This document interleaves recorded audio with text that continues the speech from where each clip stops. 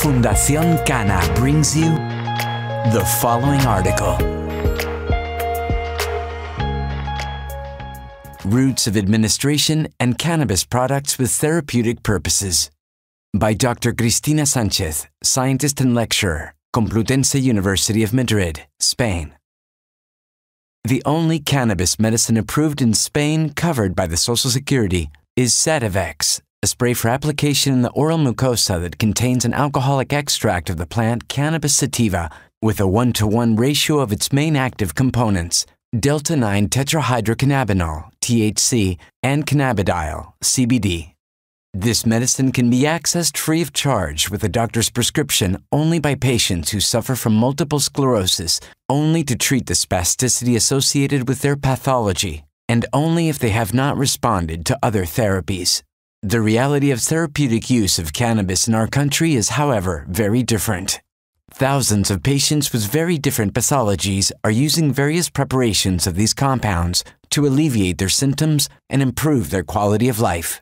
This article will provide a summary of the products and the most common routes of administration, explaining the advantages and disadvantages of each with scientific rigor so that the patients using them and those who do so in the future know which options are most appropriate in each case. Pharmacokinetic considerations. When selecting the optimal product and route administration to treat a particular symptom or pathology, we must bear in mind its pharmacokinetic characteristics, or in other words, how the active compounds are released once we incorporate the product into our body, how they are absorbed, how they are distributed around the body, how they are inactivated and excreted.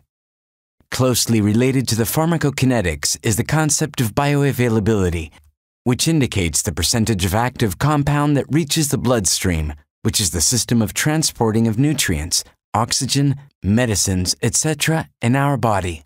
All these issues will determine the answers to the three questions that patients should ask themselves when selecting a product and route of administration. How much cannabinoid is going to be incorporated into my body?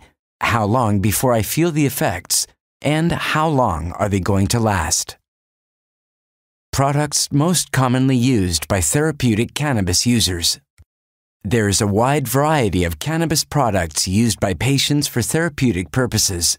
Among these are the very few medicines approved by North American and European regulatory agencies: Marinol, Dronabinol, and Sesamet, Nabilone.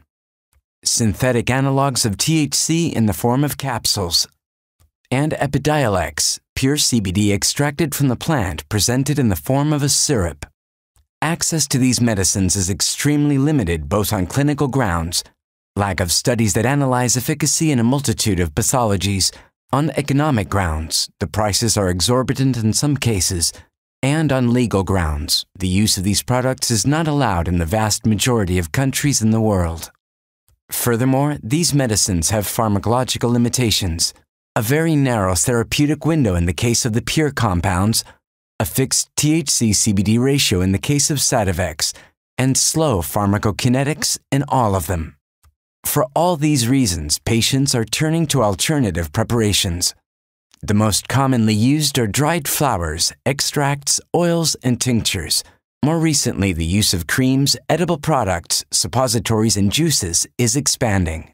More concentrated cannabis products are generically called extracts or resins, and given the hydrophobic nature of cannabinoids, they are obtained using organic solvents: hexane, butane, acetone, benzene, isopropanol, ethanol, etc. It is important to note that most solvents of this type are very toxic to the body, and that patients should refrain from using products that contain them even in small amounts. The least toxic solvent for the elaboration of these products is ethyl alcohol, or ethanol, food-grade certified. Cannabis products obtained by extraction with supercritical fluids have appeared more recently, specifically carbon dioxide, CO2. The process is more efficient and faster than extraction with organic solvents and leaves no toxic residues in the end products. For the time being, its major drawback is the high cost. Other cannabis products of extensive use among patients are oils. They are preparations less concentrated than resins or extracts, as they are obtained by means of diluting the latter in vegetable oils or macerating the raw plant in vegetable oils, either hot or cold. The mostly common used oils are olive, sesame, coconut, and hemp oil. When the dilution is made in alcohol, the products are called tinctures. These were widely used throughout the world when the medical use of cannabis was legal, but they are not widespread at present due to the harm and discomfort that the consumption of alcohol represents on a continuous basis, as well as due to difficult standardization, as ethanol is a highly volatile solvent. Cannabis products are produced from both the resins and the oils, use of which is increasing among patients, including foods, sweets, chewing gum, sponges, butters, etc., topical creams, or suppositories. Routes of administration of cannabis products. Inhalation. Consumption of cannabis in the form of cigarettes is the most widespread among recreational users and is one of the most popular also among therapeutic users.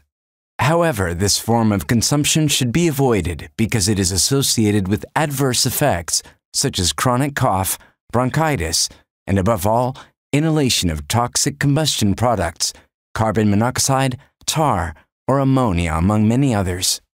A very similar way of consuming cannabis in terms of time of onset, magnitude, and duration of effects is inhalation through use of vaporizers.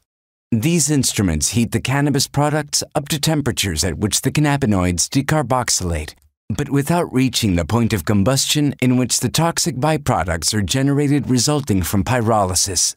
Through this method, cannabinoids reach their maximum concentration in the blood and brain a few minutes after consumption, which represents two important advantages compared to other forms of administration. First, the therapeutic benefit is almost immediate, which is very useful when suffering from acute crises in certain pathologies, peaks of pain, nausea, outbreaks in inflammatory bowel disease, etc. And on the other hand, the speed of the effect allows avoiding overdose episodes. Last but not least, bioavailability of the major cannabinoids consumed by this method is very high, around 25%, although with large variations among individuals.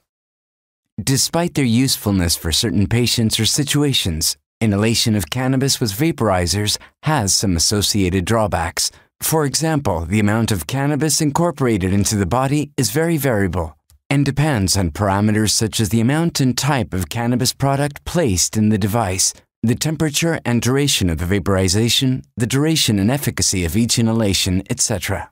In addition, the effects of cannabinoids are not prolonged in time, as changes in their plasma levels are very fast, both rising, which can be an advantage during acute pain crises, for example, and lowering.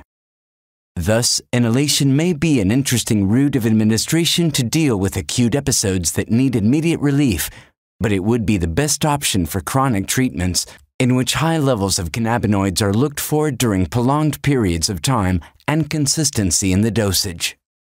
Oral or a mucosal sublingual administration. Many cannabis products used by patients are consumed orally, or mucosally or sublingually, Sativex, extracts, oils, foods, etc.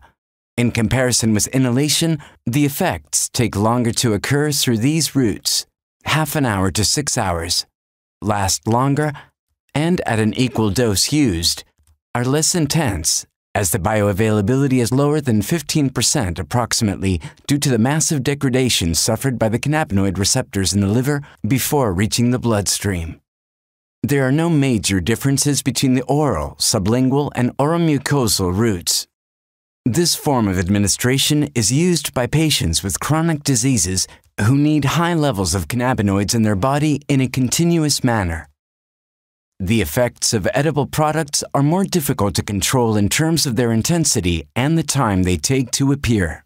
This is one of the reasons why this route of administration is associated with more overdose episodes. Absorption is still slower than when resins or pure oils are consumed, and with lower or more variable bioavailability between individuals, 4 to 12%. Topical administration. Although the use of topical creams and ointments is increasingly more extended, No controlled studies have been conducted on the distribution and bioavailability of this root. The little available preclinical research has been conducted with dermal patches and suggests that absorption is slow, long-lasting, maximum peak in plasma at approximately 1.5 hours, sustained until 48 hours, and is not too high.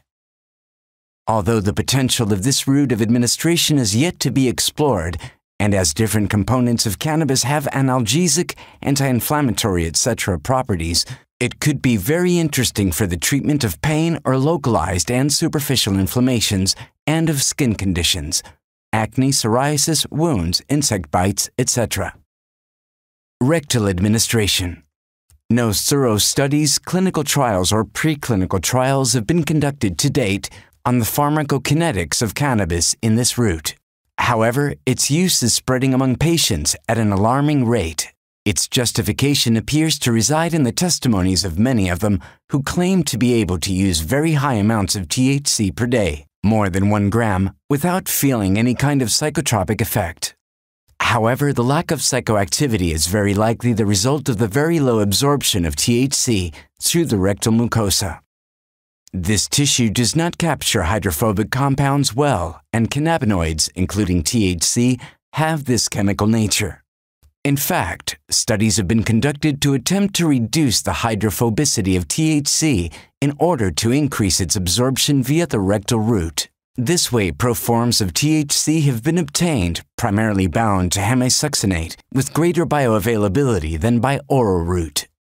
However, it is important to emphasize that these are synthetic forms derived from THC with unknown biological effects, and not the THC itself, which is what the patients can access. For this reason, potential applications of natural cannabis products through this route of administration are, at least for the time being, very limited. It is worth thinking about their use, for example, for local treatments in which the last sections of the gastrointestinal tract are affected, or in the case of patients that cannot use the oral or inhalation route. Quality of cannabis products. It is important to remind patients that the market for cannabis products is a non-regulated market, and that the products they consume are not usually subject to the most basic of health controls. Patients should make sure that they use products of the highest quality possible, and in this case, the term quality encompasses two crucial concepts: knowledge of the content and active principles, and absence of toxic agents. With respect to the former, it is essential to know at least the amount of THC and CBD present in the products they consume in order to be able to systematically administer and be able to anticipate the effects after taking each dose. In addition, it must be ensured that the products they access are free of both chemical and biological contaminants. And they should choose suppliers that will ensure that these products come from crops developed in lands and environments free of heavy metals, or those that have not used toxic pesticides or fertilizers which have not been extracted with health hazardous solvents, and that are free of molds, yeasts, and bacteria, as well as other possible toxins. This article was brought to you by Fundación Cana.